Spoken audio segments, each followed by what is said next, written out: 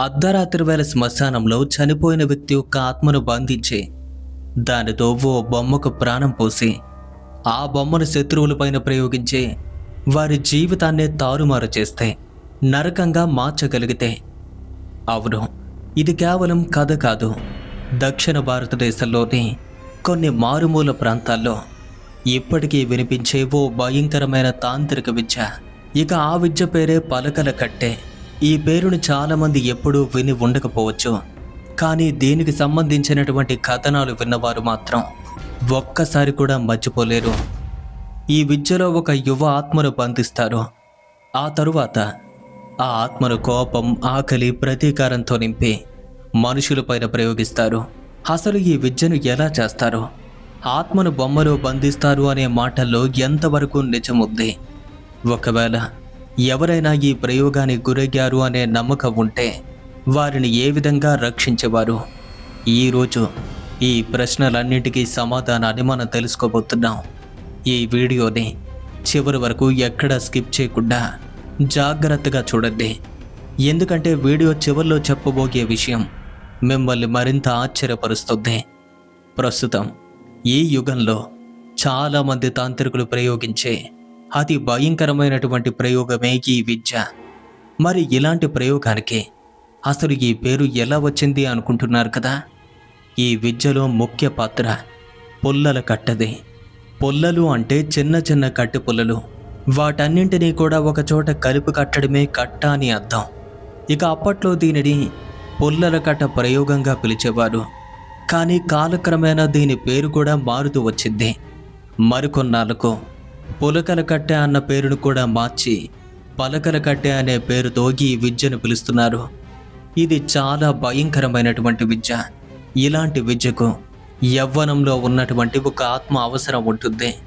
యుక్త వయసులో ఉన్నటువంటి ఒక వ్యక్తి మరణించిన ఎడల ఆ వ్యక్తి యొక్క శవాన్ని చితిపైన దహన సంస్కారాలు నిర్వహించినటువంటి మొదటి రోజు రాత్రి ఆ వ్యక్తి యొక్క ఆత్మను మాంత్రికుడు తన వశం చేసుకునే ప్రయత్నాన్ని చేస్తాడు.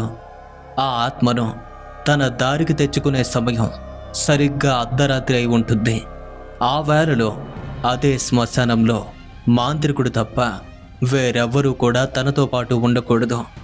ఓ మట్టి కొండను తీసుకుని ఆ రోజే అంత్యక్రియలు జరిపినటువంటి ఆ చితి వద్దకు చేరుకుని ఆ శవం కాలినటువంటి బూడిదను కొండలో నింపుకునే ప్రయత్నం చేస్తూ ఉంటాడు.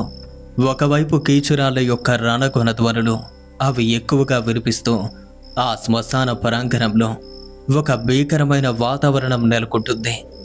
ఇక ఆ సమయంలో శ్మశానం సైతం భయానికి గురవుతుంది. అక్కడే ఉంటున్నటువంటి ఆత్మలు కూడా ఆ దృశ్యాన్ని చూసి భయపడుతూ ఉంటాయట. అంతటి రాత్రి వేళ మాంత్రికుడు తాంత్రిక విద్య యొక్క ఆ భయంకరమైన మంత్రాలను వల్లిస్తూ శ్మశాన భస్మాన్ని కొండలో నింపి అది పూర్తి చేసిన పిదప ఆ ప్రదేశంలో రక్త తర్పణం కోసం ఒక నల్లని కోడిని బలిగా ఇస్తాడు. ఆ రోజు చితిపై కాలినటువంటి శవం యొక్క ఆత్మను ఆ ప్రదేశంలోనికి రప్పించి దాన్ని ఆవాహనం చేసి కోడి యొక్క రక్తంతో ఆత్మ యొక్క దాహాన్ని తీర్చాక అదే ఆత్మను ముందుగానే తన వద్ద ఉన్నటువంటి ఒక వెదురు బొంగలో బంధించి ఆ వెదురు బొంగ నుండి తాను పిలిచే వరకు ఆత్మ తిరిగి బయటపడకుండా ఓ కట్టెను బెరడాగా అంటే మూతగా పెట్టి బంధిస్తాడు. అలా వెదురు బొంగలో బంధించినటువంటి ఆత్మను తీసుకువెళ్ళి ఆ శ్మశానంలో ఏదైనా ఒక పెద్ద మర్రి చెట్టు ఉన్నట్టయితే ఆ చెట్టుకి, లేదా వేరే ప్రదేశంలో ఎక్కడైనా మర్రి చెట్టు ఉంటే అక్కడకు ఆ చెట్టు వద్దకు చేరుకొని ఆలస్యం చేయకుండా కోడి కూసే జాము కాకముందే ఆ వెదురు బొంగను తీసుకుని వెళ్ళి అదే చెట్టు పైభాగానికి ఎక్కి గుబురుగా ఉన్నటువంటి ఓ కొమ్మకు ఆ వెదురు బొంగను కట్టివేస్తాడు. ఇక అలా కట్టివేయటంతోనే అప్పటి నుండి ఆత్మ ఆ చెట్టు కొమ్మకు వేలాడుతూ ఉంటుంది. మాంత్రికుడు వెంటనే చెట్టు దిగి మట్టి కొండలో ఉన్నటువంటి ఆ బూడిదను తీసుకుని తిరిగి ఇంటికొస్తాడు.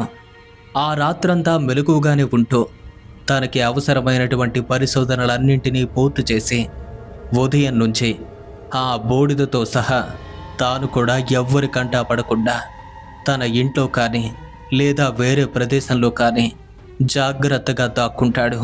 అలా దాక్కుని ఉన్నటువంటి ఆ మాంత్రికుడు తన వద్ద ఉన్నటువంటి ఆ బూడిదని తన యొక్క మూత్రంతో లేదా లాలాజలంతో కలిపి ఒక లేపనంగా తయారు చేసి ఆ లేపనాన్ని ఒక పాత్రలో వేసి దాన్ని అతి భద్రంగా మనుషులు కంటపడకుండా దాచిపెడతాడు. ఆ తరువాత మనుషులకు కనిపించడం మొదలు పెడతాడు. అంటే యథావిధిగా అందరితోనూ కలిసిపోతాడు. ఇది కేవలం మొదటి రోజు ప్రక్రియ మాత్రమే. ఆ రోజంతా కూడా తన యొక్క పనులన్నీ పూర్తి చేసుకుని రెండవ రోజు రాత్రి సమయానికి తన ఇంటి నుండి మర్రి చెట్టు ఉన్నటువంటి ఏదైనా శ్మశానంలోకి చేరుకుని ఆ చెట్టు యొక్క మొదటి భాగంలోకి చేరి సరిగ్గా అర్ధరాత్రి వేళ తన యొక్క ఆ తాంత్రిక పూజను పూర్తి చేసుకుని చివరిగా అదే చెట్టు యొక్క మర్రి ఓడ దగ్గరకు వెళ్ళి వాటిల్లో పొడుగ్గా బలంగా ఉన్నటువంటి మర్రి చెట్టు ఓడ యొక్క భాగాలను సేకరిస్తాడు. అలా మర్రి ఓడను తీసుకొని ఆ శ్మశానం నుండి తిరిగి ఇంటికి చేరుకుని వేకువజామున కాకముందే తాను ఓ గదిలోకి వెళ్తాడు. తన గదిలోకి చేరుకుని అప్పటికే తయారు చేసి ఉన్నటువంటి లేపనాన్ని ఆ మర్రి ఓడలకు పోస్తాడు. ఆ తరువాత వాటిని భద్రంగా దాచిపెట్టి రెండవ రోజు రాత్రి ప్రక్రియ పూర్తి చేయటం జరుగుతుంది. మళ్ళీ మూడవ రాత్రి తాను చేయబోయే ప్రక్రియ కోసం ఒక శ్మశానాన్ని ఎంచుకోవటం జరుగుతుంది. ఇక ఆ రోజు చేయటానికి కావలసినది ఒక తెల్ల జిల్లేడు చెట్టు. పైగా ఆ జిల్లేడు చెట్టు అనేది శ్మశానంలో మాత్రమే ఉండి తీరాలి. అలాంటి శ్మశానాన్ని ఎంచుకుంటాడు. ఇక ఆ శ్మశానంలోకి మూడవ రాత్రి ప్రవేశించి ఎప్పటిలాగే అర్ధరాత్రి సమయానికి ఒంటరిగా ఉన్నటువంటి ఆ మాంత్రికుడు ఆ జిల్లేడు చెట్టును వేళ్లతో సహా భూమి నుండి పికిలించి ప్రాణం లేకుండా చేసి ఆ చెట్టు యొక్క బెరడును కూడా తొలగించి అదే బెరడు తీసుకుని దాన్ని రాళ్లతో మెత్తగా నూరి ఒక ముద్దగా తయారు చేస్తాడు. ఇక దాన్ని తీసుకుని మళ్ళీ ఇంటికి ప్రయాణమవుతాడు. ఇక అప్పటికే చితాభస్మం యొక్క లేపనంతో తయారు చేసినటువంటి ఆ మర్రి చెట్టు ఓడలకు జిల్లేడు లేపనాన్ని అంటే ఆ ముద్దను కూడా పూసి మళ్ళీ ఆ మర్రి ఓడలను మనుషుల కంటపడకుండా జాగ్రత్తగా దాచిపెట్టి మూడవ రోజు రాత్రి ప్రక్రియ పూర్తి చేయటం జరుగుతుంది. ఇక తాను ఎదురు చూడవలసింది ఏడవ రోజు రాత్రి కోసం. ఆ రోజు అర్ధరాత్రి వేళకు తుమ్మ చెట్టు ఉన్నటువంటి ఒక శ్మశానానికి చేరుకుని ఆ రాత్రి వేళలోనే నల్ల తుమ్మ చెట్టు యొక్క కొమ్మల పుల్లలు తీసుకుంటాడు. వాటిని క్రమబద్ధంగా ఒకే సైజులో ఉండే విధంగా తయారు చేసుకుని అప్పటికే తన వద్ద ఉన్నటువంటి ఒక నల్లని వస్త్రంలో వాటిని చుట్టి వాటిని తీసుకుని ఎప్పటిలాగే అక్కడి నుండి ఇంటికి చేరుకుంటాడు.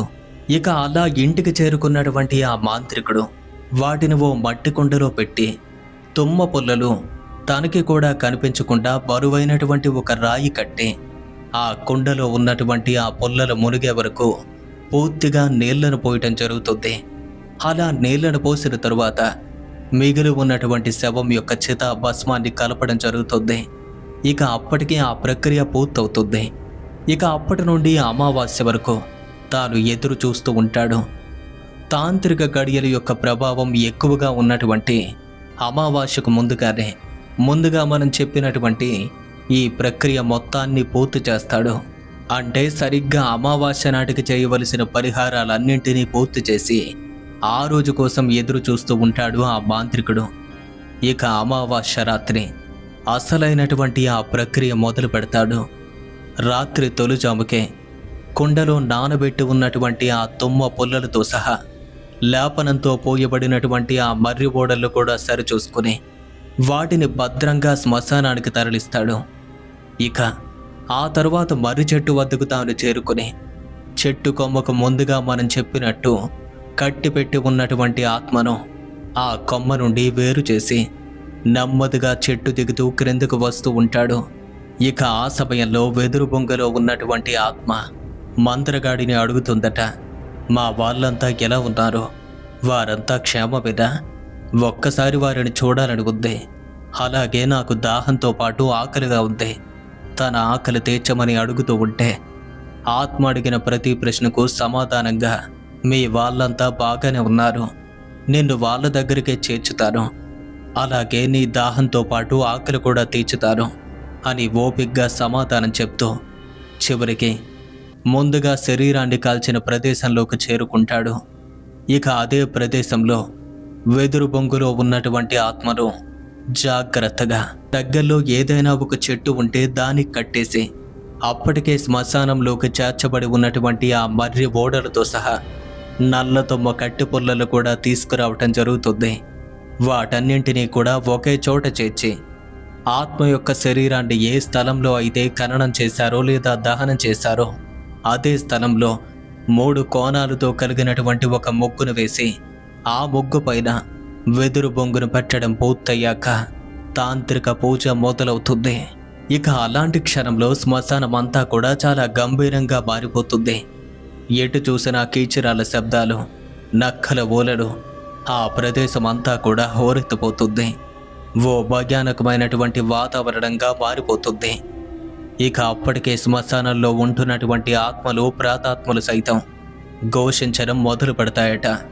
ఆ నిమిషంలో ఆ బొంగ పైన అడ్డుగా ఉన్నటువంటి ఆ పెరడాను అంటే ఆ కట్టెను తొలగించి సూక్ష్మ రూపంలో ఉన్నటువంటి ఆ వ్యక్తి యొక్క ఆత్మను ఆ ముగ్గులోకి వదిలివేస్తాడు. త్రికోణ ఆకారపు ముగ్గులో విడిచిపెట్టినటువంటి ఆత్మ ఆకలితో అలమటిస్తూ అక్కడి నుండి విడిపించుకోవాలని పరితపిస్తుంటే ముగ్గు నుండి బయటకు పోలేని ఆ వ్యక్తి ఆత్మ ఎదురుగా కూర్చొని పూజలు చేస్తున్న మంత్రగాడితో ఇలా మాట్లాడుతుంది. నాకు ఆకలిగా ఉంది, ముందు నా ఆకలి తీర్చి తరువాత నా దాహాన్ని కూడా తీర్చు అని మొరపెట్టుకుంటుంది.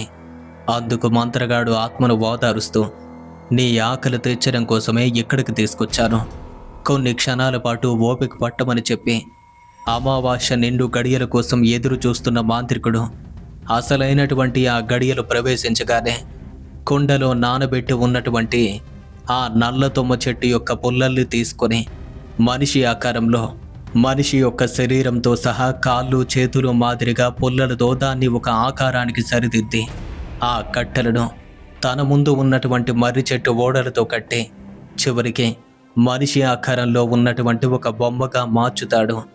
అలా తుమ్మ పుల్లలతో ఒక మగవాడి రూపంలో తయారు చేసిన బొమ్మను ముగ్గులో పెట్టి ఆ బొమ్మలోకి ఈ ఆత్మను పంపించే ప్రక్రియ మొదలవుతుంది.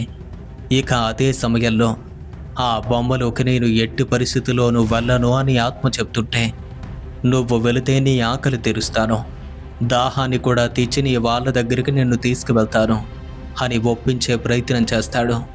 చాలాసేపటి వరకు ఆ బొమ్మలోకి తాను వెళ్ళడానికి నిరాకరిస్తుంది.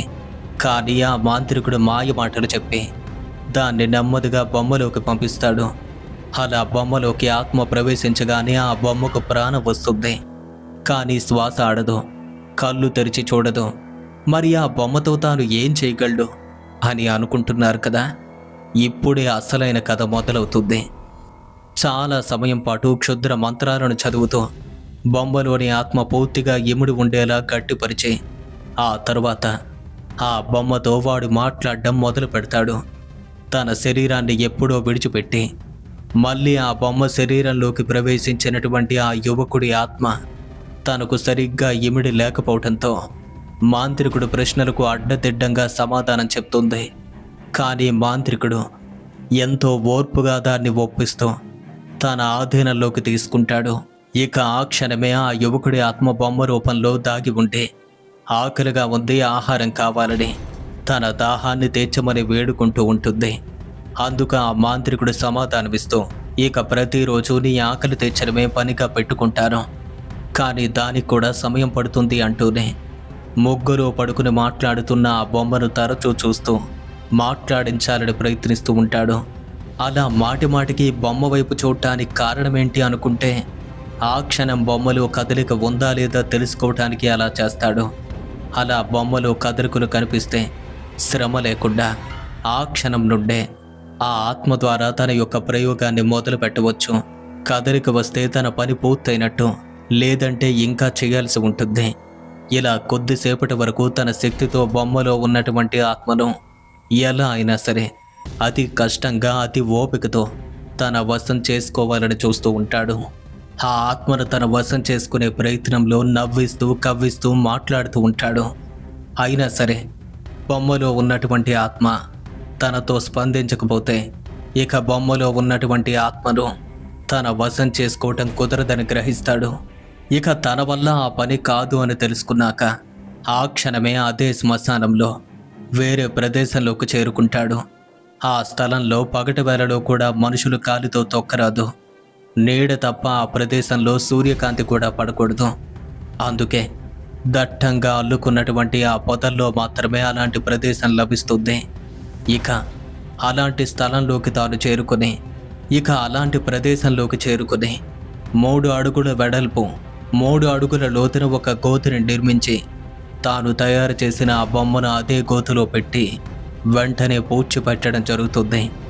అలా మట్టితో పూడ్చిపెడుతూ ఉంటే బొమ్మలో దాగి ఉన్నటువంటి ఆత్మ రోదిస్తుంది. చాలా భయంకరమైనటువంటి రోదన. కానీ ఇంకా బొమ్మలో ఎటువంటి కదలికలు రావని తెలుసుకున్న మాంత్రికుడు ఆ ఆత్మ ఘోషను కూడా వినిపించుకోకుండా ఆ గోతిలో పూర్తిగా మట్టిలో పూడ్చిపెట్టేస్తాడు. అంతే. అప్పటికి ఆ బొమ్మ సమాధి కావడంతో ఆ రోజుతో ఆ ప్రక్రియ పూర్తవుతుంది. అక్కడి నుండి వెనుతిరిగి చూడకుండా మాంత్రికుడు ఇంటికొస్తాడు. ఇక పని చేసే బొమ్మల విషయానికి వస్తే మరుసటి రోజు నుండి బొమ్మలో దాగి ఉన్న ఆత్మకు ఆహారం పెట్టే ప్రక్రియ మొదలవుతుంది. ఇది ఒక సాధారణమైనటువంటి ఆత్మ కావటం వల్ల సాత్వికమైన ఆహారం కోసం ఎదురు చూస్తూ ఉంటుంది. అందుకనే మనుషులు తినే సాధారణమైన ఆహారాన్ని తీసుకుని అర్ధరాత్రి వేళ మాంత్రికుడు శ్మశానంలోకి చేరుకుంటాడు. సమాధిని తవ్వి ఆహారాన్ని బొమ్మ పక్కనే పెట్టి మళ్ళీ పూర్తిగా సమాధిని పూడ్చిపెడతాడు. అలా సమాధిని పూర్తిగా కప్పివేసిన తరువాత అదే సమాధి పైన కూర్చొని మాంత్రికుడు క్షుద్ర పూజలు చేస్తూ ఉంటే ఆ బొమ్మలో కదలికలు ఉన్నది లేనిది అతనికి తెలుస్తూ ఉంటుంది. అలా క్రమం తప్పకుండా ప్రతి రాత్రి కూడా ఆత్మకు ఆహారం పెడుతూ ఉంటే రోజు రోజుకు బొమ్మలో దాగి ఉన్నటువంటి ఆత్మ పూర్తిగా జీవం పోసుకోవటం మొదలవుతుంది. అలా జీవం పోసుకున్నాక ఆ బొమ్మలో కదలికలు మొదలయ్యి శ్వాస కూడా తీసుకోవటం మొదలు పెడుతుంది. ఇదంతా కూడా కేవలం రాత్రి వేళల్లో మాత్రమే జరుగుతుంది. పగలంతా సూర్యకిరణాలు పడుతూ ఉండటం వల్ల ఆత్మలోని జీవం నశిస్తుంది. ఇక ప్రతిరోజు ఆ బొమ్మ పూర్తిగా జీవం పోసుకునే వరకు ఆహారాన్ని పెడుతూనే ఉండాలి. చివరికి సమాధి పైన కూర్చుని పూజ చేస్తున్న వేళ సమాధి మొత్తం కూడా పైకి క్రిందకి ఊగుతూ ఉండాలి. ఇక అప్పుడు బొమ్మలో దాగి ఉన్న ఆత్మ పూర్తిగా జీవాన్ని అందుకుంది అని అర్థం. చివరకు ఆ సమాధి మొత్తం కూడా ఊగిపోతుంది. ఇక అప్పుడే బొమ్మలో దాగి ఉన్న ఆత్మ ప్రాణం పోసుకుంది అని తెలుసుకుంటాడు. ఇక అలాంటి సమయంలోనే మాంత్రికుడు ఆ సమాధిలో ఉన్నటువంటి బొమ్మను బయటకు తీస్తాడు. ఇక్కడితో కథ పూర్తయింది అనుకుంటున్నారు కదా, కానీ కాదు. ఇప్పుడే అసలైన కథ మొదలవుతుంది. ఒక ఆత్మ సాత్వికమైనటువంటి మనిషితో ఉన్నటువంటి ఒక మనిషి వలె ఉంటుంది. అలా ఉంటే మంత్రగాడికి దానివల్ల వచ్చే ఫలితం ఏంటి? అందుకే ఆత్మకు కోపం తెప్పించాలి, ఆకలి పుట్టించాలి, కామంతో కళ్ళు మూసుకుపోయేలా చెయ్యాలి. ఇవన్నీ కూడా ఆత్మలోనే కలగాలి. అంటే మళ్ళీ మాంత్రికుడే దాన్ని కూడా అలా తయారు చెయ్యాలి. అందుకోసమే దాన్ని రప్పించడం కోసం చిన్న చిన్న సూదులతో బొమ్మ పైన పొడుస్తూ బొమ్మలో దాగి ఉన్నటువంటి ఆత్మకు విపరీతమైన కోపాన్ని రప్పిస్తాడు. కొన్ని రోజుల పాటు ఆహారం పెట్టకుండా ఆకలితో అలమటించేలా చేస్తాడు. ఒక్కొక్కసారి బొమ్మ యొక్క కాళ్ళపైన, మరొక్కసారి మెడపైన కాళ్ళు పెట్టి గొంతుతో తొక్కుతూ ఉంటాడు. ఊపిరాడకుండా వెలువెల్లాడిస్తూ ఉంటాడు. ఇలా చేస్తున్న కొలది ఆ యువకుని ఆత్మ పూర్తిగా ఆగ్రహానికి గురవుతుంది. ఇక ఆత్మ అదుపు తప్పి ఆగ్రహానికి గురైతే పరిస్థితి ఎలా ఉంటుందో మీకు కూడా తెలిసిందే కదా. తన కోపాలన్నీ కట్టలుగా తెంచుకుని క్రోధంతో రగిలిపోతూ ఎవరినో ఒకరిని ఏదో ఒకటి చెయ్యాలని చూస్తుంది. మంత్రగాడికి కూడా కావాల్సింది అదే. ఇక అదే కోపంతో ఉన్నటువంటి ఆత్మను మరింతగా పదును పట్టి మనుషులపైకి రెచ్చగొడుతూ ఉంటాడు. అలాగే ఉసిగొల్పుతూ ఉంటాడు. ఆ పరిస్థితుల్లో ఆత్మ యొక్క ప్రభావం చాలా తీవ్రంగానూ చాలా భయంకరంగానూ ఉంటుంది. ఈ ప్రక్రియ ఎంత ఘోరంగా ఉందో ఇప్పటికే మీకు అర్థమై ఉంటుంది. ఇక అదే అదునుగా చేసుకుని పలకల కట్టెలో దాగి ఉన్నటువంటి ఆత్మను మరింతగా పురిగొల్పి తనకు గిట్టని వాళ్ళపైన, ప్రయోగం చేయవలసిన వారిపైన పలకల కట్టె యొక్క ప్రయోగాన్ని ఉపయోగిస్తాడు. అంతవరకు కోపంతో ఉన్న ఆత్మ వారిపైన విజృంభించి మాంత్రికుడు ప్రయోగించిన ప్రయోగ ప్రభావం చివరి దశకు చేరుకుని ఆ విద్యను ప్రయోగించిన మనిషిని మృత్యువుకే పరిచయం చేస్తుంది. ఇది ఎంత భయంకరమైన ప్రయోగమో మీకు అర్థమైందా? ఇలా ఎంతో కాలం పాటు కఠినమైనటువంటి సాధన చేసి ఆ విద్యను నేర్చుకుని ఎక్కువగా వయసులో ఉన్న వాళ్ళపైన ప్రయోగిస్తారు. ఈ ప్రయోగానికి గురైనటువంటి వాళ్ళు ఎక్కువగా కోపడుతూ, చిన్నదానికి పెద్దదానికి లేనిదానికి గొడవలు పడుతూ వారు పూర్తిగా నాశనమైపోతారు. రోజు రోజుకి దీని యొక్క ప్రభావం మరింత ఎక్కువయ్యి ఆహారం తీసుకోకుండా రోజులు గడుస్తున్న కొలది మరింత తీవ్రమైన ప్రభావానికి గురయ్యి మనోవేదనలోకి వెళ్ళిపోతారు. రాత్రి వేళల్లో భయంతో గడుపుతూ ఒక్క క్షణం కూడా కంటి మీద కునుకు లేకుండా కొన్ని రోజులకు విపరీతమైనటువంటి అనారోగ్యానికి శరీరం మొత్తం క్షీణించడం మొదలవుతుంది. ఇలా క్షీణిస్తున్న శరీరం చివరికి చిక్కి శల్యమైపడుతుంది. చివరికి మృత్యువాతపడి వారి నిండు జీవితాన్ని అక్కడితో ముగుస్తూ ఉంటారు. ఇలా మంత్రగాడు ప్రయోగించినటువంటి ఈ ప్రయోగం ఆ మనిషిని చంపి తిరిగి మంత్రగాడి వద్దకు వెళ్ళి తన వద్ద ఉన్నటువంటి బొమ్మలోకి చేరుకుని మళ్ళీ వేరొకరి మరణం కోసం ఎదురు చూస్తూ ఉంటుంది. ఈ ప్రయోగం అంతటి దారుణమైనది, కానీ ఈ సాధన కూడా చాలా కష్టతరమైంది. అలాగే పరులపై కోపంతో ఉన్నవాళ్ళు ఈ సాధన చేసి ఇలాంటి భయంకరమైనటువంటి విద్యను వారి వశం చేసుకుంటారు. కానీ దాని నుండి బయటపడే వాళ్ళు ఇంతవరకు ఎవ్వరూ లేరని, చివరికి వారు నేర్చుకున్న అదే విద్య వల్ల వారు కూడా మరణిస్తారని చెప్తారు. అయితే ఈ విద్య నేర్చుకున్న వాళ్ళు చాలా తక్కువ సంఖ్యలో ఉంటారని, ఈ విద్యను ఎవరైతే నేర్చుకుంటారో వారి కుటుంబంలో వాళ్ళు ఎక్కువగా చనిపోతూ ఉంటారని తెలుసుకోవటం జరిగింది. ఈ ప్రయోగాన్ని నేర్చుకున్న తరువాత దీనికి ఏ విధమైనటువంటి విరుగుడంటూ ఉండదు. కష్టమైన సుఖమైన ఈ విద్యను కొనసాగిస్తూనే ఉండాలి. అందుకే ఇటువంటి భయంకరమైన విద్యల వైపు ఎవరూ కన్నెత్తి కూడా చూడరని, అది నేర్చుకునే సాహసం కూడా చెయ్యరని తెలిసింది. ఇలాంటి విద్యలు ఇప్పటికీ కొన్ని కొండ ప్రాంతాల్లో మారుమూల పల్లెవాసులు నేర్చుకుంటారని కూడా తెలిసింది. అయితే ఇటువంటి దుష్ట విద్యలు నేర్చుకున్న వాళ్ళు ఎవరు తీసిన గోతులో వారే పడతారు అన్న చందంగా వాళ్ళు నేర్చుకున్నటువంటి విద్యల కారణంగా వారే చనిపోతూ ఉంటారని కూడా తెలిసింది. మరి ఇటువంటి క్షుద్ర విద్యను నేర్చుకోవటం ఎందుకు? వాటి కారణంతో ప్రాణాలను కోల్పోవటం ఎందుకు? మనిషి యొక్క ప్రాణం చాలా విలువైనది. అందుకే ఒక ప్రాణాన్ని రక్షించే ప్రయత్నం చేద్దాం. మరి ఇలాంటి ప్రయోగానికి గురైనటువంటి వాళ్ళ పరిస్థితి ఏంటి? వాళ్ళని రక్షించుకోవటం ఎలా అనుకుంటున్నారు కదా? ఈ ప్రయోగం బారిన పడినటువంటి వాళ్ళు ముందుగా మనం చెప్పుకున్నటువంటి లక్షణాలను, ఆ గుణాలను కలిగి ఉంటారు. ఆ సమయంలో వారి యొక్క ప్రవర్తన కూడా చాలా భయంకరంగా ఉంటుంది. మరి ఈ తాంత్రిక విద్యకు విరుగుడుగా ఎక్కువగా ఆంజనేయ స్వామి వారి పూజలతోనే నివృత్తి చేస్తారు. అలాగే దైవ చింతనతో పాటు మరికొన్ని జాగ్రత్తలు కూడా తీసుకోవలసి ఉంటుంది. ఇలాంటి వారిని ఎట్టి పరిస్థితుల్లోనూ ఒంటరిగా విడిచిపెట్టకూడదు. అలాగే ఎక్కువగా చీకట్లోనూ ఉంచకూడదు. వారితో పాటు ఎప్పుడూ ఎవరో ఒకరు తోడుగా ఉంటే వారిలో కొంతవరకు మనోధైర్యం ఏర్పడుతుంది. ప్రతిరోజు నిద్రపోయే వేళ హనుమంతుని యొక్క సింధూరాన్ని వారి నుదుట పెట్టాలి. అలాగే ఆంజనేయ స్వామి వారి యొక్క ఆలయం వద్ద ఉన్నటువంటి ఆ నిమ్మకాయలు తల క్రింద పెట్టి మరీ నిద్రపోవాలి. నిత్యం స్వామివారి రూపం కనిపించే విధంగా ఒక చిత్రపటాన్ని వారి గదిలో వేలాడదీసి పెడితే కొంతవరకు ఆ ప్రయోగం విఫలమయ్యే ఛాన్స్ ఉంటుంది. ప్రతిరోజు కూడా ఇంట్లో దీపం వెలుగుతూ ఉండాలి. అంటే నిత్య పూజ జరుగుతూనే ఉండాలి. ఈ ప్రయోగానికి గురైనటువంటి వాళ్ళను ప్రతిరోజు ఒకే గదిలో పడక ఏర్పాటు చేయకూడదు. రోజుకో గది చొప్పున లేదా స్థలాన్నైనా సరే మార్చి పడుకోబెట్టడం వల్ల వారిలో ఉన్నటువంటి ఆ భయం పోగి ఆ ప్రయోగం నుండి బయటపడే చిన్న మార్గం దొరుకుతుంది.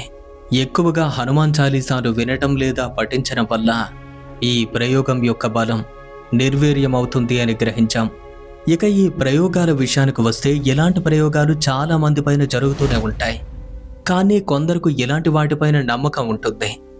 మరికొందరు వీటన్నింటినీ కూడా చాలా తేలిగ్గా కొట్టిపడేస్తారు. ఎక్కువగా మందులపైనే ఆధారపడి చివరికి వాటి వల్ల ప్రయోజనం లేక ఎంతోమంది తనువు చాలిస్తూ ఉంటారు. మరి అలాంటి వాళ్ళు ఇన్ని వేల రూపాయలు, లక్షల రూపాయలు పోసి వైద్యం చేయించుకుంటూ ఉంటారు. అంత డబ్బులు ఖర్చు పెట్టినటువంటి మీరు ఇంతటి చిన్న చిన్న పరిహారాలు చేస్తే ఏం తప్పు? వారికి నమ్మకం లేకపోయినప్పటికీ ఇలాంటి ప్రయోగం వారిపై జరిపి ఉన్నట్టయితే ఆ హనుమంతుని యొక్క అనుగ్రహంతో ఈ గండం నుంచి గట్టెక్కవచ్చు. దయచేసి ఈ చిన్న విషయాన్ని గమనిస్తారని మనస్ఫూర్తిగా కోరుకుంటూ ఈ వీడియో మీకు ఎలా అనిపించిందో కామెంట్ రూపంలో తెలియచేసి మా కోసం ఒక లైక్ కొడితే ఆ లైక్ అనేది మా వీడియోకి ఒక బూస్టప్గా నిలుస్తుందని కోరుకుంటూ మరిన్ని తెలుగు హారర్ స్టోరీస్ కోసం ఇప్పుడే మన ఛానల్ను సబ్స్క్రైబ్ చేసుకుని పక్కనే ఉన్న బెల్ ఐకాన్ను యాక్టివ్ చేసి ఆన్లో పెట్టుకోండి. ఒకవేళ మీ జీవితంలో కానీ మీ స్నేహితుల జీవితంలో కానీ ఏదైనా భయంకరమైన అనుభవం, యథార్థ సంఘటన ఇలాంటివేమైనా జరుగుంటే వాటిని మనతో పాటు షేర్ చేసుకోవడానికి మన యొక్క ఇన్స్టాగ్రామ్కి డైరెక్ట్గా మీరు DM చేయొచ్చు. మీ స్టోరీ నెక్స్ట్ ఎపిసోడ్లో వచ్చే అవకాశం కూడా ఉంది.